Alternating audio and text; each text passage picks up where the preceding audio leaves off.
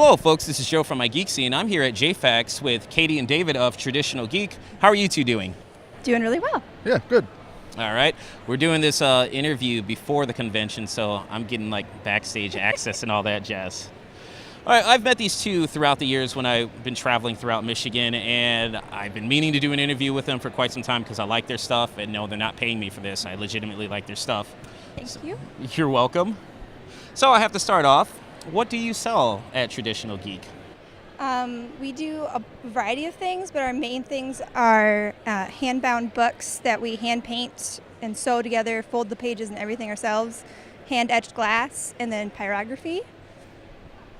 But we do custom work as well. We have in the past done like paintings of specific characters together, just using traditional painting techniques as well. We'll try just about anything someone wants us to do. Fair enough. Why did you choose the name Traditional Geek? Was there a special meaning behind it? Yes, everything we do is done by hand, so we wanted to make sure that it was all traditional mediums. So traditional bookbinding with archival grade paper, traditional pyrography methods, and then traditional hand-cut work for glass etching. So the reason we did Traditional Geek is we really like traditional art forms. All right. Well, how did the business start? Dun, dun, dun. The origin question. Probably about 10 years ago or so, 10 or 11 years, we did our first JAFAX with just hand-bound books. We didn't do any of the other stuff at that point in time. And it kind of grew from there. Actually, that was my first time ever at an anime convention, was that first year vending as Traditional Geek, and she had just learned how to bind books. We liked the art style of it and the techniques and everything involved in that, and we liked the idea of going to an anime convention. She had gone years prior as an attendant, and so we just decided to put the two things together and see if we could make some money. Okay. So why pyrography? I know what it is. Well, could you briefly explain what it is and why you chose to go down that route? So pyrography is the art form of burning an image into wood using varying heat levels so that you can get shades and tones. So it's kind of like black and white artwork, but in wood versions. So I got into it because of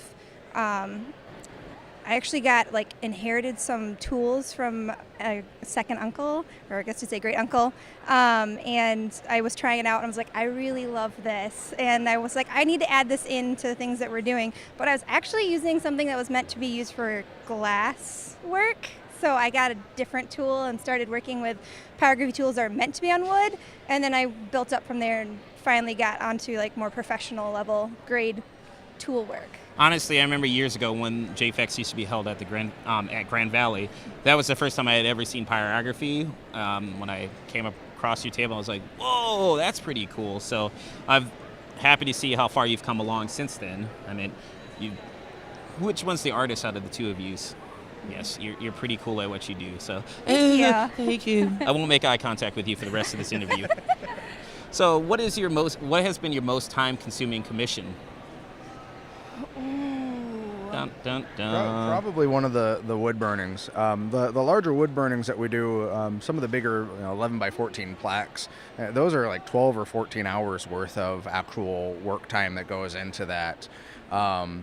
So, I mean, that's just the burning, let alone the processing the wood and getting it ready to burn and sealing afterwards. So, some of the pieces can take a considerable amount of time to actually get them start to finish. But do you have a particular one that you're like slaving over and you were hating your life until it was done? Well, I have bigger pieces that are here that took forever. So the Kiki's plaque that I have with me is my longest burn in the section that I have today. But I'd say the one that took me the longest that I've sold is a Totoro plaque that was 14 or 16 inches wide. It was an oval, but it was oak. It was really hard wood, and that one took me like a good month to get all the depth I wanted into it because I just couldn't get it to go dark enough. Okay. So that was an intense piece that I did. And we loved that one. We loved that one so much that we nearly didn't sell it because it was like, we could keep this in our home and we would be perfectly happy with that. Oh no!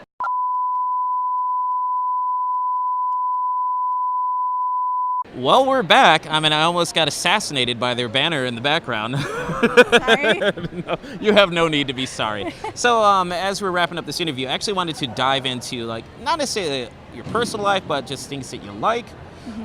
Since a lot of your artwork is based on anime, what are some of your favorite anime series and or movies? Oh, I love the series Cowboy Bebop.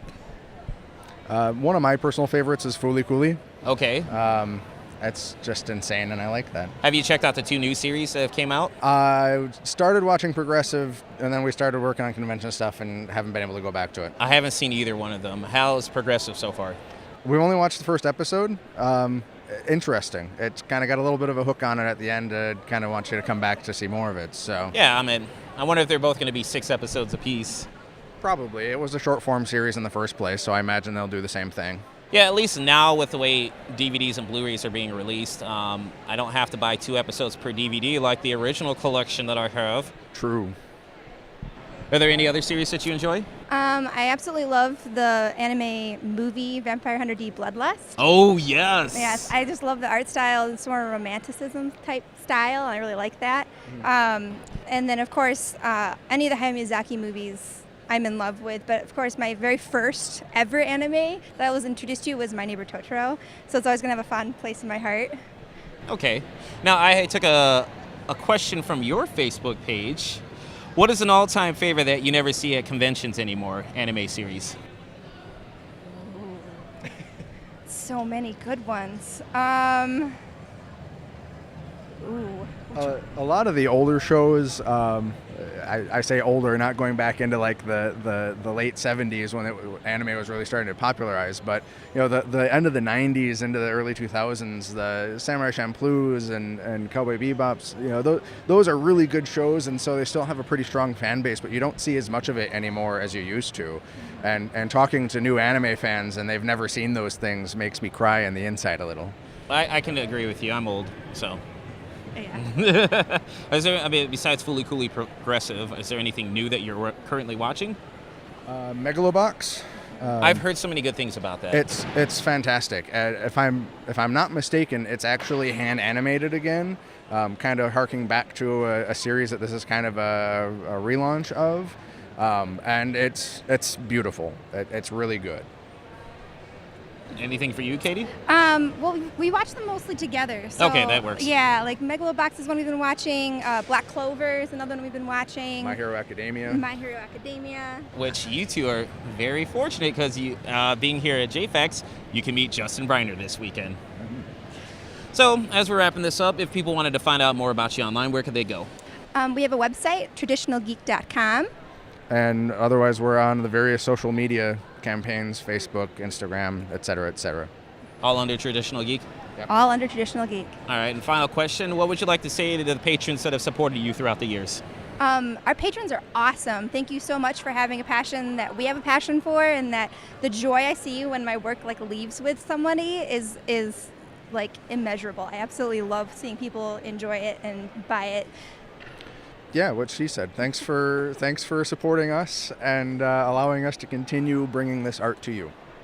All right. Well, Katie and David, thank you so much for this interview. Folks, this is Joe from MIGeekScene with Katie and David of Traditional Geek at JAFAX. Take it easy.